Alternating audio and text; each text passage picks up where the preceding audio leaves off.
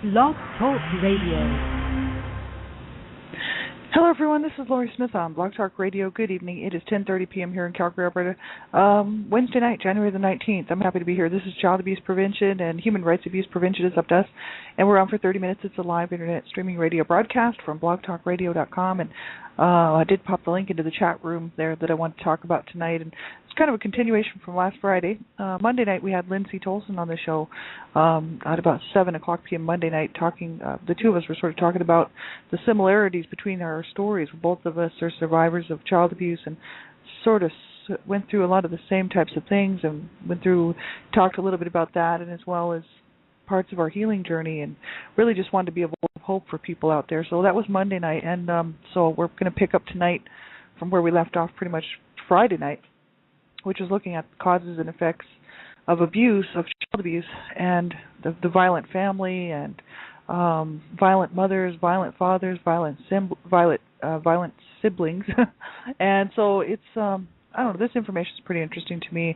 I grew up in a violent home, so that's why I find this information very interesting. Kind of helps me make sense of and sort of look at what they have to say about the issues of children growing up in a violent home with violent household members. And so this particular article comes from libraryindex.com, www.libraryindex.com, and it's called Causes and Effects of Child Abuse. If you go there, if you go to libraryindex.com, look under Social Issues and Debate Topics, under Causes and Effects of Child Abuse, some contributing factors to child abuse, the violent family, abusive mothers, abusive fathers, abusive siblings. These links will pop in there for you, and you'll be able to check this out for yourself. It's some good information, I think. It is. I just stumbled across it just recently, looking for information, regarding child abuse and child abuse prevention, right? So I hope that you get something out of this, and I know that I do. And I'm not a counselor or therapist. I'm just a private citizen paying to do my own shows. You have to listen to all my shows at your own discretion. I talk about the issues of abuse, child abuse, mainly domestic violence and abuse, and the topics of abuse are very sensitive. So if you find the show makes you uncomfortable, or that it might bother you, you think that it just might bother you, don't listen to it. It's your discretion, right? You have to listen at your own discretion. We should all know what's good for us to listen to, and if we think something's going to bother us or make us uncomfortable, especially the topics of abuse, you need to be very careful what you're listening to and know what will trigger you or cause you to feel down. And so if the show might bother you, just don't listen to it. It's clearly your decision, right? Your discretion. And young people under the age of 18, I just ask that you have permission to listen to my shows, because there's a lot of adult content on my shows, and I believe in protecting children at all times. I'm the Canada Regional Director for Dreamcatchers for Abused Children, and we are fighting to save children's lives. That's what we do, working to stop child abuse and prevent child abuse of all types, and so promoting awareness and education, right? So make sure that, if you're a young person under the age of 18, that you have permission to listen to my show. Get somebody who's older, an adult, who hopefully you have a parent who cares about what you're doing online, or someone, the teacher, counselor, school, someone who can listen to the show with you to make sure that it's something that you should be listening to, right? And then they can help you make that decision, right? Because I'm just not sure where the Blog Talk players are. So thanks, everybody, for tuning in. I really appreciate it. We're going to get right into this article. This is Causes and Effects of Child Abuse, Abusive Mothers, this section here. We left off with the other section of violent family. Now we're looking at abusive mothers. I'm just going in a row. It starts with the violent family, abusive mothers, abusive fathers, abusive siblings. So I'm just going to go that way. And tonight we're looking at abusive mothers. It says a national survey in the United Kingdom of the childhood experiences of young adults ages 18 to 24 found that mothers were more likely than other household members to be violent toward their children. That's Child Maltreatment in the United Kingdom, a study of the prevalence of child abuse and neglect by Pat Cosson, Corrine Wadham, Sue Brooker, and Graham Kelly. National Society for the Prevention of Cruelty to Children, London, England, November the 20th, 2000. And so this is where they got their information from. It was the most comprehensive report of childhood maltreatment ever conducted in that country, involving 2,869 interviews about young people's childhood experiences. Of the 11% of respondents who reported physical abuse, nearly half, 49%, indicated that their mothers were the perpetrators of violence. Violence took the forms of knocking down the child, burning, threatening with a knife or a gun, kicking hard, shaking or hitting with a fist or a hard implement. Another 40% of the respondents identified their attackers as their fathers. So, there's been, there's this the numbers are out there, the stats are out there, the you know National Clearinghouse on family violence and abuse and whatnot, the federal government studies that are done, point out that both parents abuse, and some of the numbers actually say that more women abuse their children than men.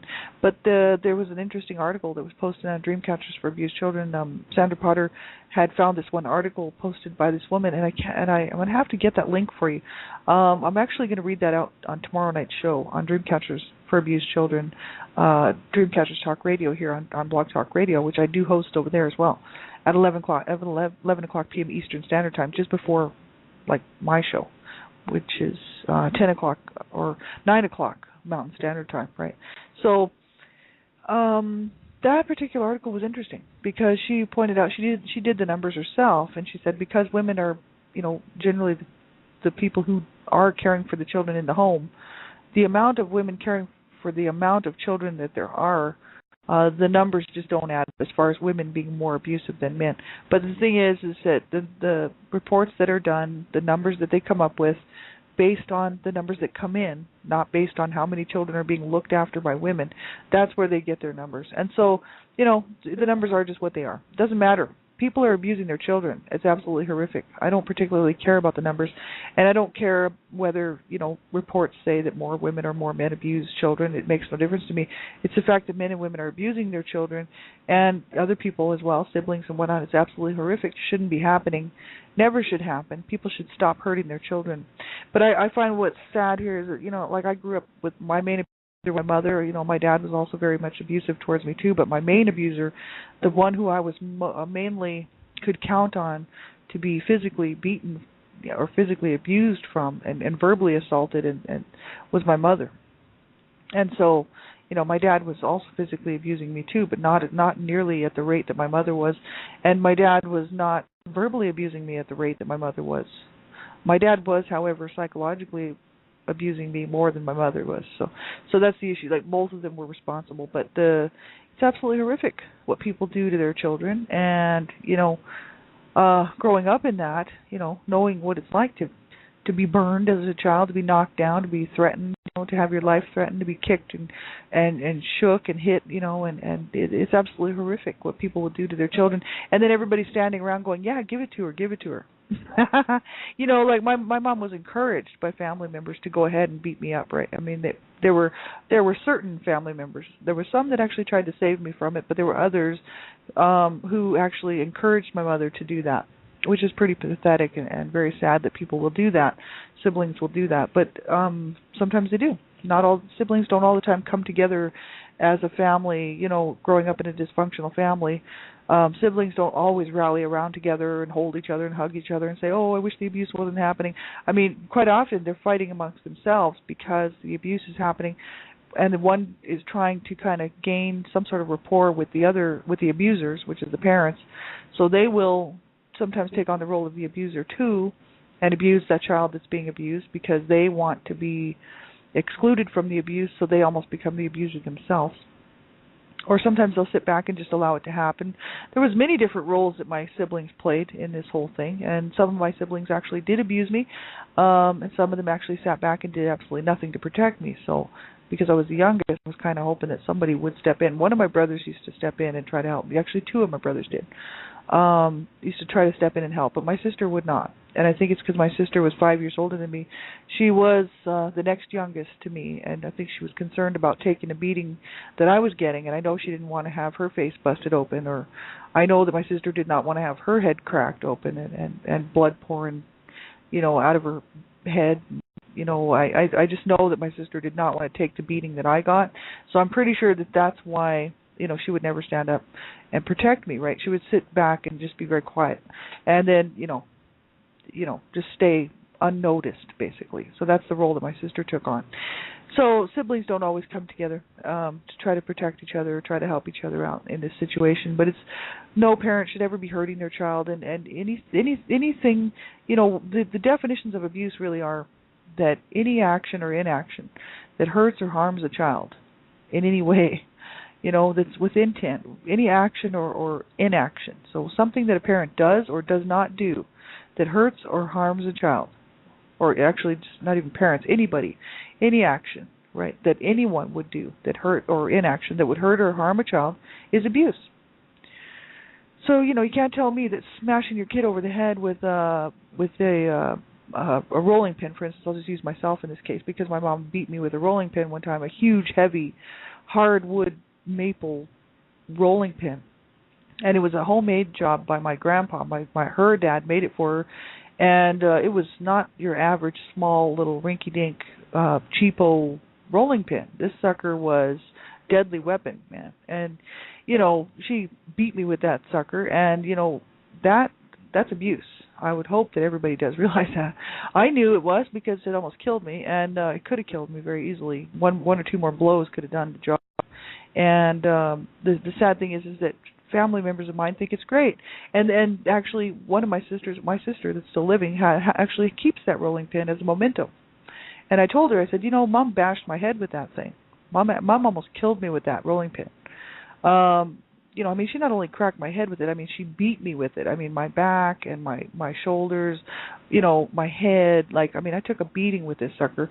And my sister loves this rolling pin and keeps it for a memento because my mom's passed on now.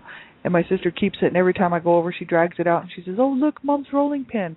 And I just look at her like, "You're pathetic, man. My God, after all this time, I've already told her many, many times that thing is offensive to me." You know what I mean? This is the sad thing about abuse. So many people will condone it. So many people will think it's okay. So many people will just ignore it because they just love the abuser so much. That's why a lot of abuse continues, and a lot of sexual abuse especially continues, because people don't, they might know that someone in the family is sexually molesting the children in the home, but yet they love Grandpa Joe, or they love their dad, right? They love their husband. So they just allow the abuse to continue because they don't want to have to send Uncle Joe or Grandpa Joe or their husband to jail, to prison, right? So they just allow the abuse to continue, and they pretend it's not happening, right? Now, this is a fact, and I don't care whether that offends anybody or not, really.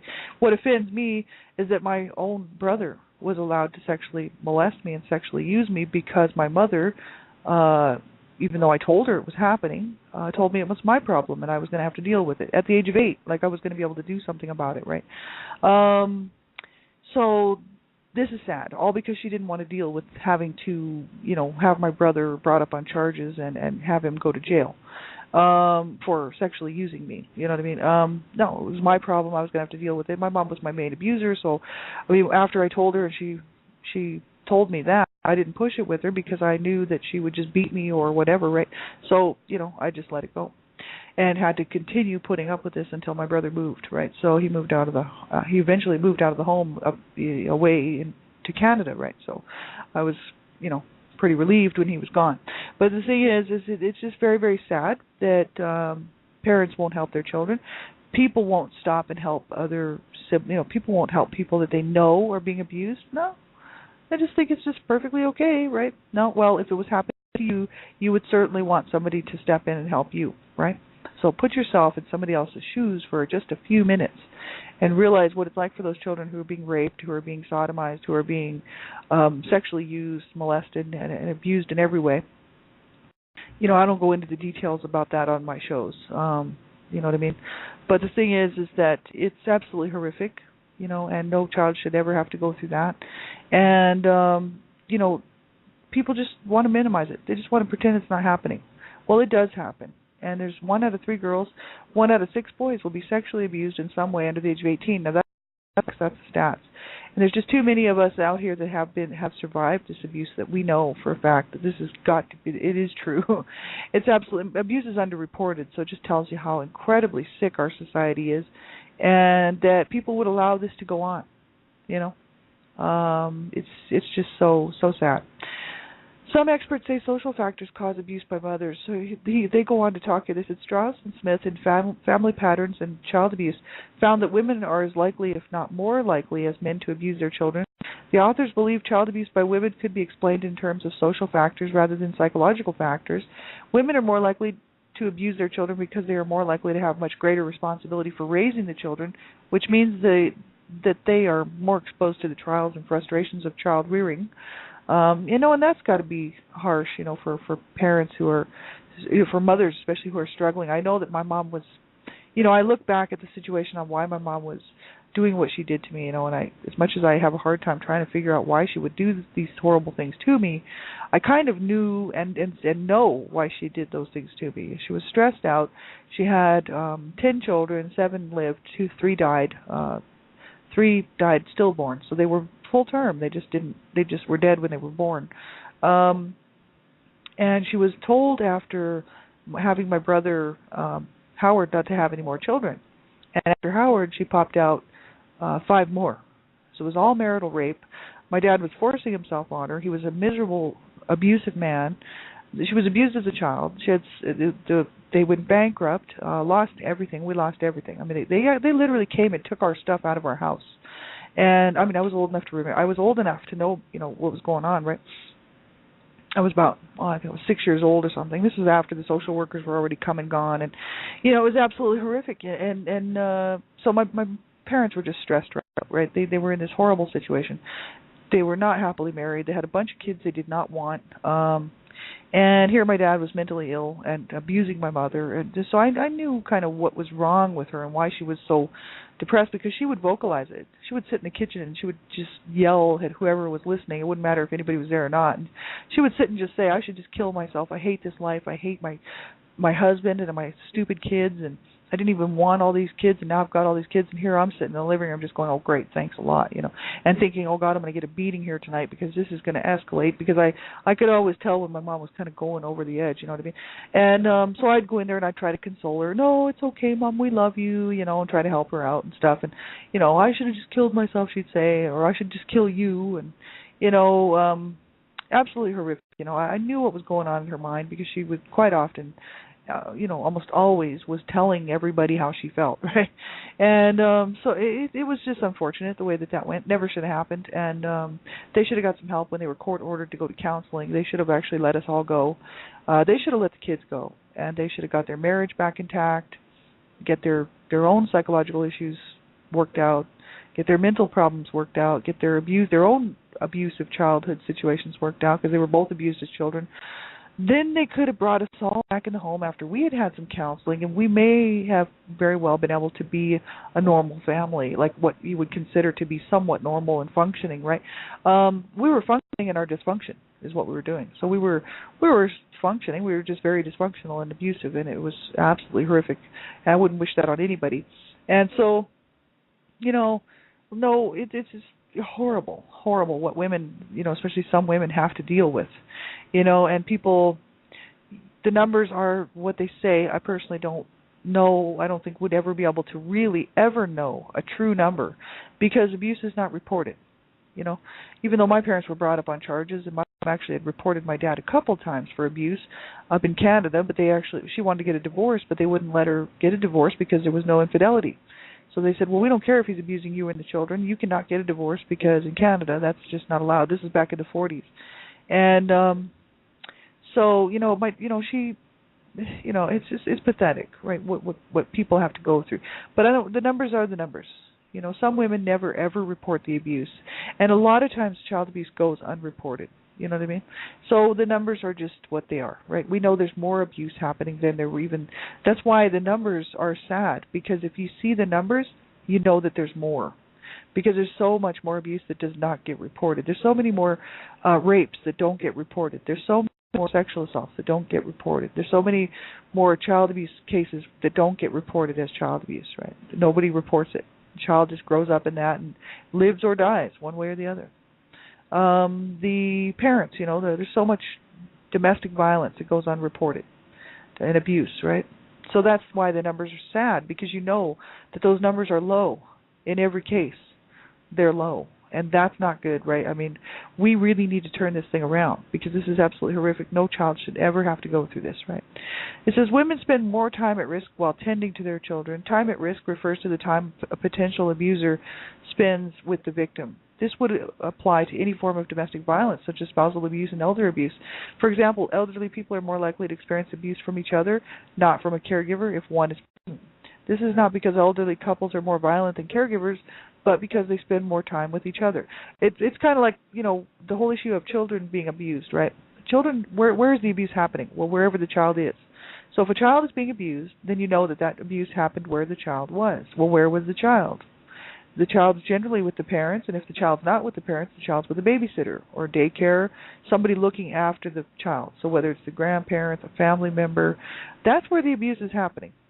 See? So that's what they're trying to point out here, that women spend more time at risk while tending to their children because children are at home with their mothers generally, not always nowadays, but back is a while back, years ago, that seemed to be the case.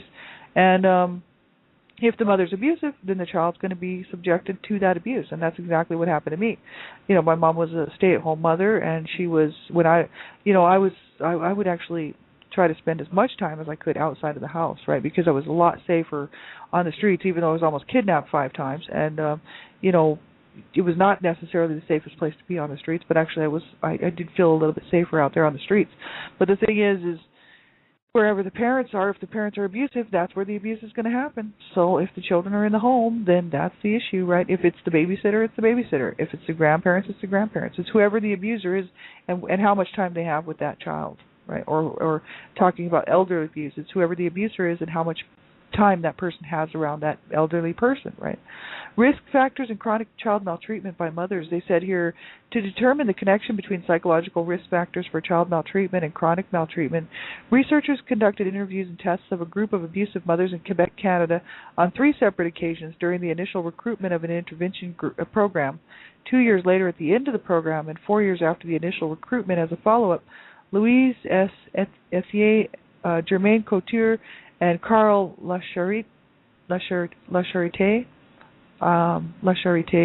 risk factors associated with the chronicity of high potential for child abuse and neglect. Journal of Family Violence, Volume 19, Number 1, February 2004. This is where they got the information.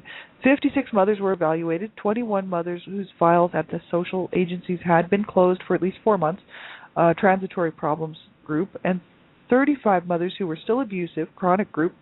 The risk factors were categorized into 2 general groups: the mother's history and her characteristics as an adult.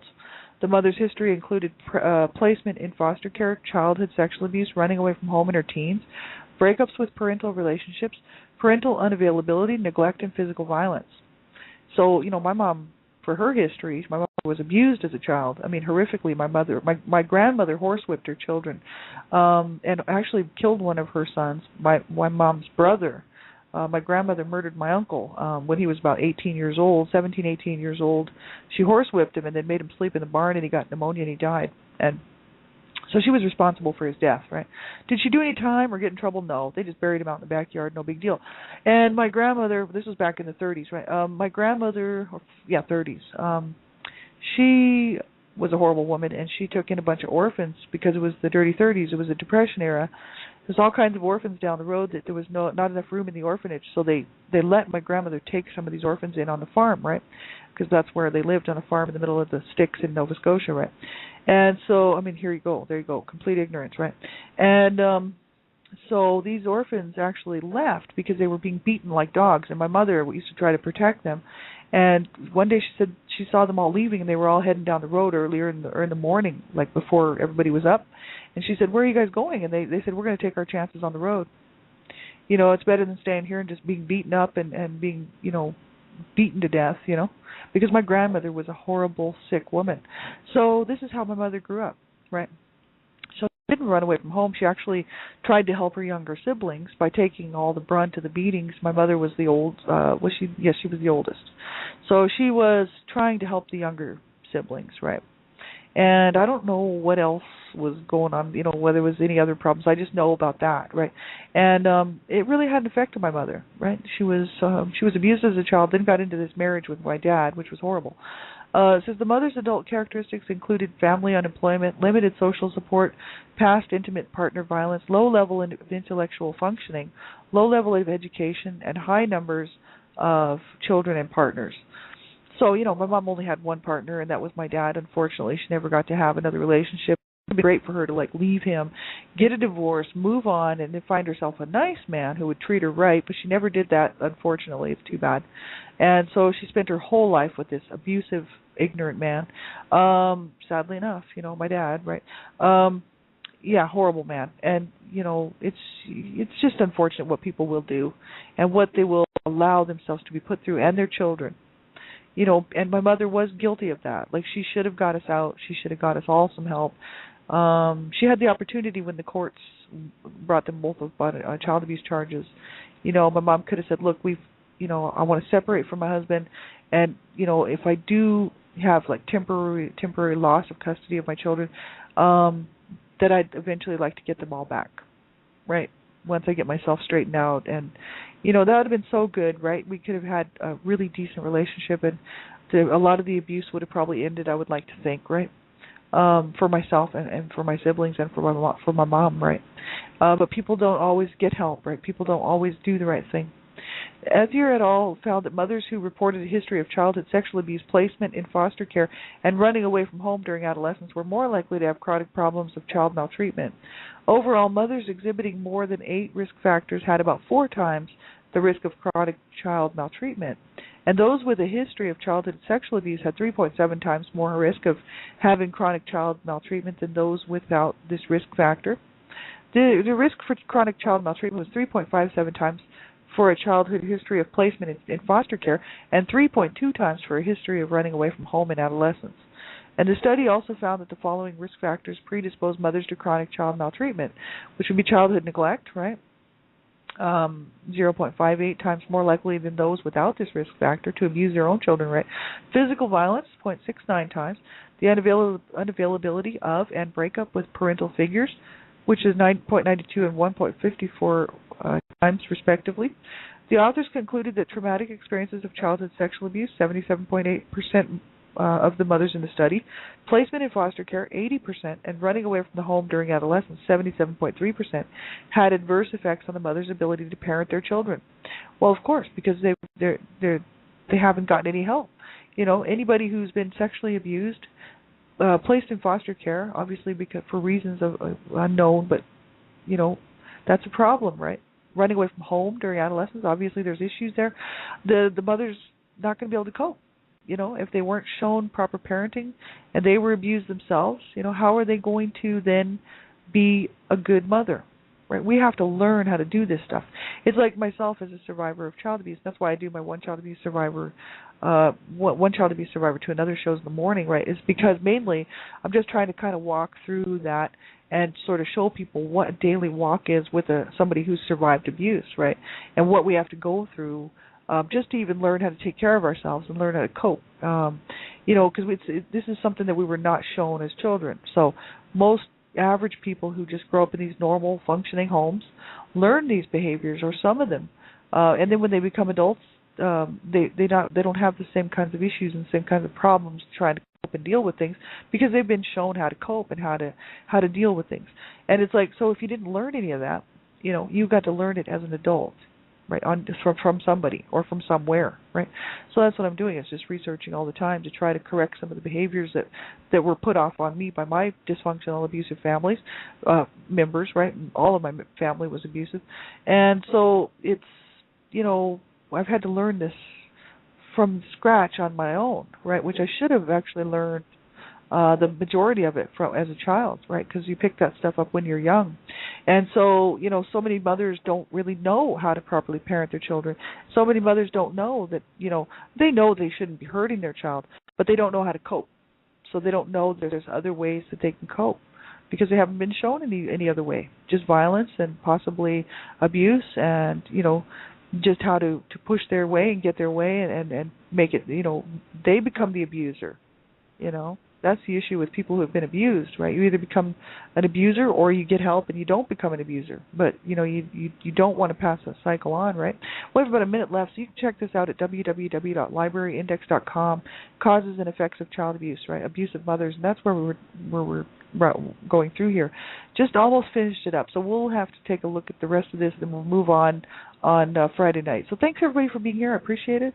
Have a great night. Take good care of yourselves, and be sure and if you need any information that I might have, be sure and get a hold of me. You can leave me a message, and if you need links or references to any kind of information that I have, I'll be sure and pass it on to you. So have a great night, and we'll talk to you real soon. Bye-bye.